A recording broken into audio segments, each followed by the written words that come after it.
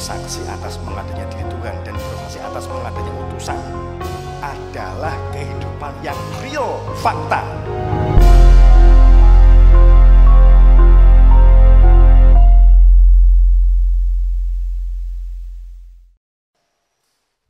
Kitabul Munir itu bukan opo, tapi siapa.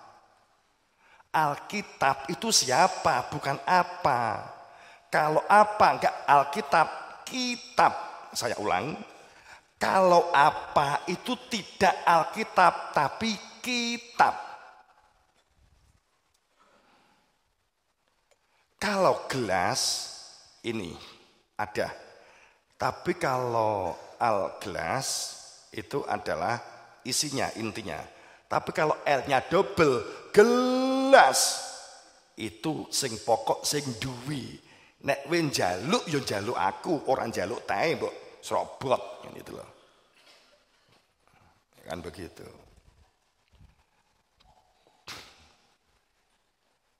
Ilmu itu berkaitan dengan sosoknya. Makrifat, masalah makrifat. Kitab, Alkitab itu perkara kebenaran itu adalah yang membawa kitab. Orang delok kitabe sing bawa kitab. Yang bawa kitab itu bisa menjadikan kita bersaksi dengan Tuhan ndak? Bisa menjadikan kamu itu dalam hakikat mengetahui tujuan hidup ndak? Untuk apa hidup? Kemudian dengan kitab itu menjadikan terbimbing dengan pasti tidak. Itu ciri. Ciri kan 3 hal. Inilah wallahu la ilaha illallah.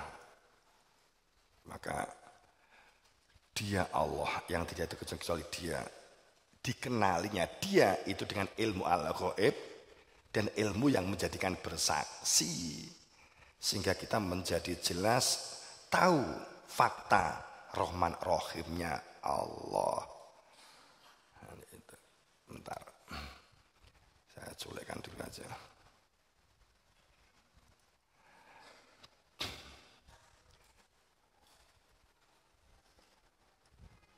Jadi saat kebenaran itu menghilangkan keberadaan utusan, carut marut pasti akan terjadi. Ayatnya kan begini, wa mimman khalaqna ummah yahduna bil haqqi wa bihi ya'dilun. Adil itu baru terwujud jika kamu telah menemukan di antara kamu pasti ada orang khalaqna yang diciptakan Allah di antara umat dari masing-masing setiap zaman, yahduna, orang yang tahu persis apa itu hidayah dapat memberi kamu hidayah itu ini loh. Dengan hakikat, ini loh hakikat. Maka adil, makmur baru terwujud.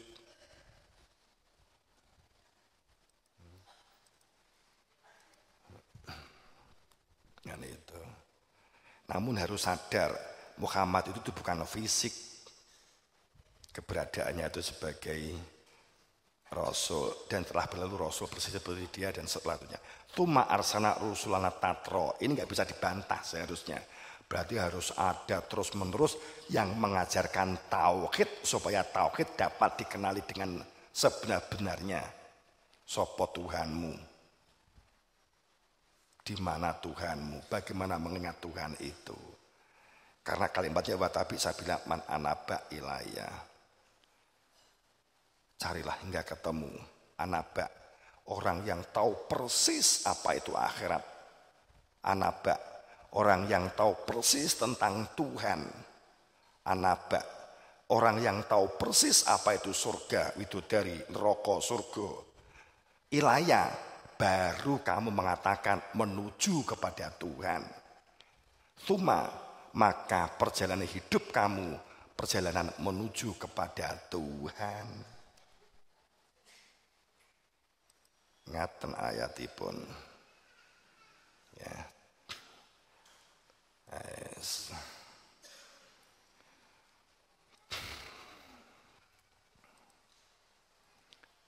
Kalau ini. Ini berkaitan selalu berkaitan wa kadzalika ja'alakum ahwasatan litakunu syuhada 'alan nas wa yakuna rasul 'alaikum syahida wa ma ja'alnal qiblata allati kunta 'alaiha ila lina alama ma yatabi'ar rasul mimma yaqlib al aqibai. Jadi kiblat itu maknanya bukan kotak, kiblat itu maknanya bukan patung, kiblat itu maknanya bukan batu. Qobala itu orang yang menjadikan, orang yang kamu jadikan orientasi, yang menjadikan dapat mempertemukan dengan Tuhan, maka itu disebut kiblat, sehingga kamu amal perbuatanmu ditompo, gitu loh. Duduk perkara kotak, kadung di biaske piye ya.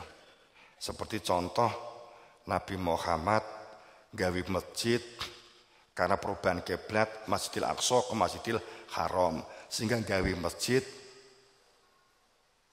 apa jenenge wi imamane loro kiblataini. Jan itu orientalis dalam menyamarkan, itu hebat banget. Saat itu loro Masjidil Aqsa loro ngenek cik gereja. Kowe dihapusi ya manut.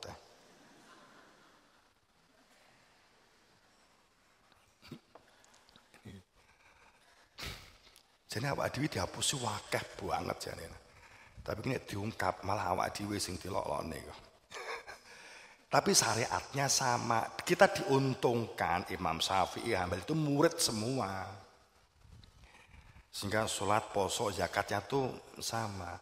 Kalau kita mau jujur, ungkap tentang ayat-ayat sholat. Sholat itu apa maknanya? Kita kan langsung berpikir kalau sholat itu adalah jengkang-jengking 5 waktu. Sholat itu intinya zikir. Pada saat dikatakan siapa punya zikir maka disebut sholat. Kan gitu. Sebenarnya. Jadi itu ritual bagian dari nyapu, nguras jeding, gitu ya. Nandur, apa nih, macul, belajar. Itu ritualnya orang nanem, itu macul lahan, itu ritualnya. Nek ritualnya untuk masalah kemudian sholat. Jadi sholat itu sebenarnya apapun pekerjaan yang kamu lakukan saat zikir itu menjadi sholat. Makna sholawat, makna sholat, sholawat itu ya, itu satu akar kata, maknanya sama. Nyambung kepada sumber, disambungkan oleh Allah nggak ngejawantah, Allah nggak ngejawantah, kemudian gawe utusan, ya gawe utusan, gitu. Iki Allah, iki sing banyu bagi ngombe. Kowe nek ngelak iki jikok dek kene, kan gitu toh. Enek sumber listrik, sumbernya di sana, kemudian ada gardu-gardu. Nek kowe pengen sholat nyambung karo sumber utama, maka kamu nyambungnya ke gardu, kan gitu toh. Sholat itu sambung, nyatu. Makna sholat, duduk jenda. Nek jenda-jendit ini kan kesepakatan.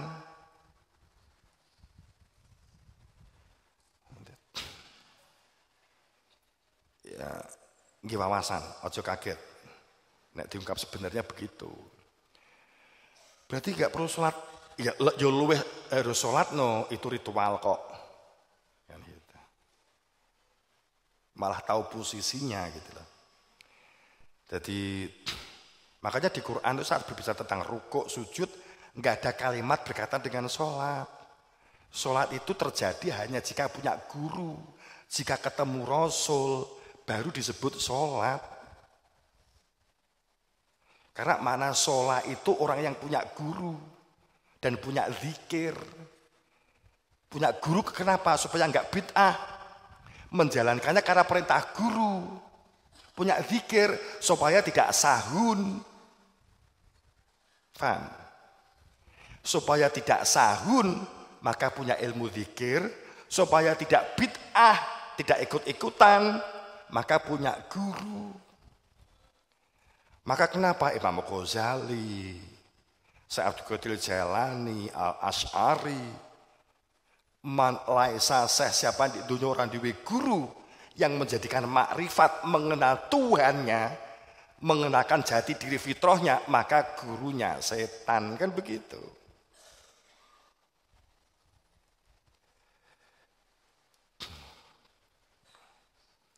Dan kiblat itu sesungguhnya itu.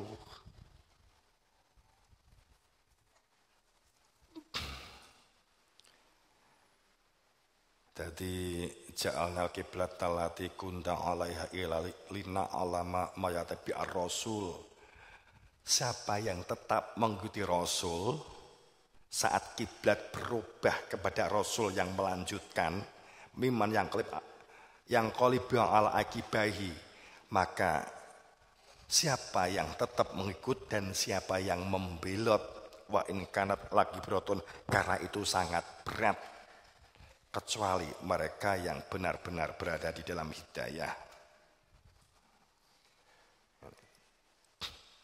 Disebut umatan wasaton, mutlak umat berwasitoh itu ya. Oke.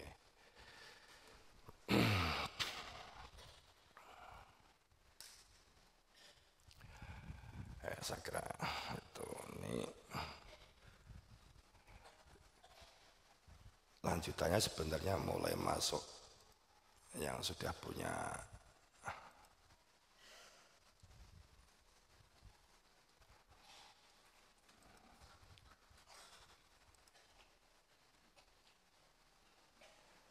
jadi ini menunjukkan ikatan janji itu mutlak. Nah, ini kalau selanjutnya sebenarnya ini ikatan-ikatan yang mutlak. Inani ana Allah, aku iki aku Allah. Allah itu zuhir wa batin, awal akhir. Itu seperti apa? Tapi kita akan di sesi yang lain. Ini berkaitan dengan kemutlakan itu.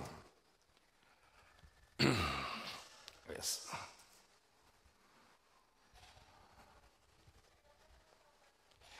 Sekira begitu. Kalau ada pertanyaan, wis 8:10 wis 2 jam.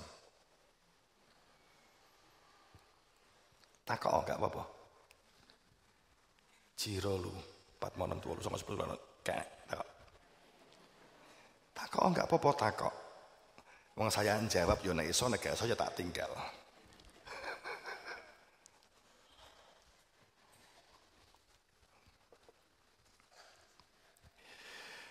Jadi orientalis itu luar biasa ya teman-teman, seperti Jorda, Jalaluddin Akbar, Jamaluddin Akbar, Moghul, kemudian Mojopahit. Bagaimana supaya tidak tampak bahwa Mojopahit itu Islam, supaya tidak tampak bahwa Gajah Mada itu adalah Syekh Jumadil Kubro, putra dari Syekh Jamaluddin Akbar, dari murid ponaan Syekh Abdullah Asyator, pamannya begitu. Ini di kamuflase sedemikian rupa, taunya dirubah. Itu sejarah kan selalu terjadi begitu. Sehingga pada saat Raden Fatah Demak menyerang Mojopahit, menghancurkan sisa-sisa Mojopahit dengan membuat keterangan bahwa Mojopahit dihancurkan oleh para wali 9 melalui kerajaan Demak. Karena jika peninggalan itu masih ada, maka akan menjadi musyrik bagi orang Islam selanjutnya. Kan begitu, nek belajar sejarah. Padahal kita tahu, sekali para wali 9 itu adalah pelaku budaya yang beda agama pun dilestarikan. Sebagai contoh, saat Sunan Giri masih merupakan kesultanan kecil, diserang oleh sesama Islam. Saat itu diserang oleh katakanlah salah satu juga tokoh agama ya. Justru yang membantu dari Blambangan Minak Jinggo yang agamanya beda. Karena memang dulu tidak menampakkan agama itu dengan pakaian. Kalau kamu melihat para wali songo itu dong nganggo sorban, itu hanya nek Jumatan. Kesehariannya mereka tuh nganggo kaos oblong. Di sawah, di tegalan, di laut.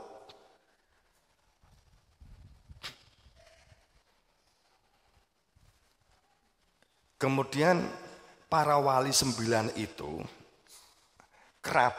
itu adalah erat kekerabatannya dengan Mojopahit.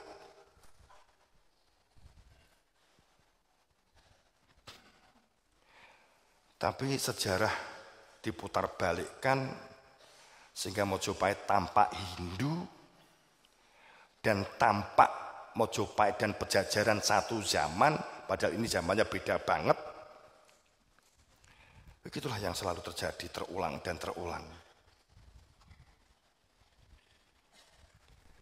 Sehingga tahun yang dibuat orientalis Jalaluddin Akbar dan Joda dibuat tahun 1570, padahal banyak bantuan yang nggak bisa dibohong itu sareannya para wali 9 yang di Gresik, yang di Bonang ya. Itu kaligrafinya Arab model Malabar, model India, itu yang nggak bisa dibohongi. Tapi sejarahnya dihapus sedemikian rupa.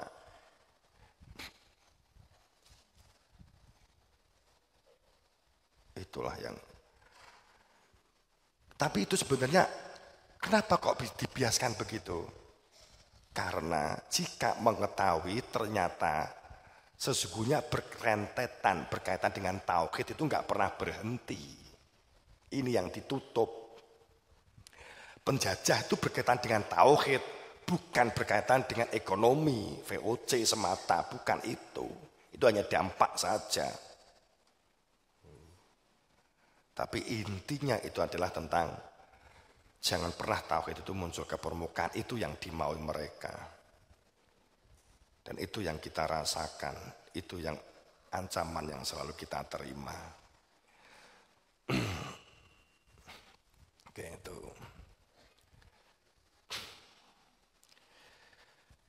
Nah, itu sejarah begitu ya. Satu saat ajalah kita cerita sejarah itu ya. Sejarah. Semoga dalam ridho Allah, dalam maghfirahnya, dalam ampunannya kita bangun bebarengan, kebersamaan, kekeluargaan ya. Senang nilaian, senang alat-alat untuk mewujudkan kebersamaan dan kekeluargaan. Semoga dalam ridho maghfirah, ampunan, syafaat ya Rasul mendapatkan beri-berian kapangestu guru wasito. Assalamualaikum warahmatullahi wabarakatuh.